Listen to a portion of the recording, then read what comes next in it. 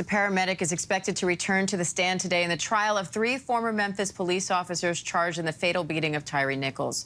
Yesterday, the first responder testified he knew it was a medical emergency as soon as he saw Nichols, but that officers never told him Nichols had been beaten, which may have delayed effective medical care.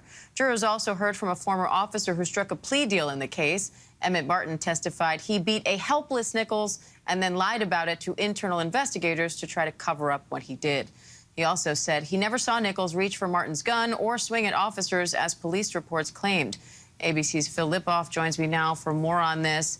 Phil, what stood out to you from the witness testimony so far in this case? Well, what you just said was huge. I mean, there were 5 officers involved in this Scorpion unit that were there that night, involved in the beating of Tyre Nichols. 2 of them have flipped and are giving testimony against 3 of them. 2 of them have cut plea deals with the feds. And 1 of them was on the stand for the past couple of days, giving that really damning testimony. And then there was this testimony of a text that was sent by one of the officers on trial to his girlfriend of a bloodied Tyre Nichols lying there with his hands tied behind his back. That was texted. There's been a lot of really damning testimony so far. And it's really hard to hear, too. And this ex-officer, Emmett Martin, not only testified that he beat Nichols while he was helpless, but also that he exaggerated Nichols' actions that prompted this traffic stop in the first place to begin with. Now, I can't remember a cop ever giving this kind of testimony in a case like this. Based on the cross-examination, how is the defense trying to counter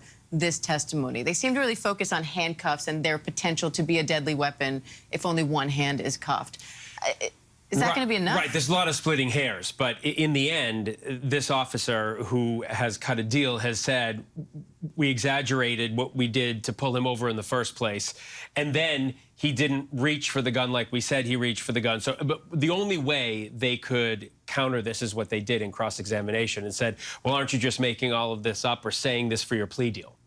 You cut a plea deal, so you have to give this kind of testimony for the prosecution. And then now we have this testimony from the paramedic who responded to the scene. He's saying that when he got there, nobody told him that Nichols had been beaten, that the officers said they thought Nichols took something, so he's administering Narcan, right, treating a different set of injuries. How damning is that testimony, and what do you expect from cross-examination today?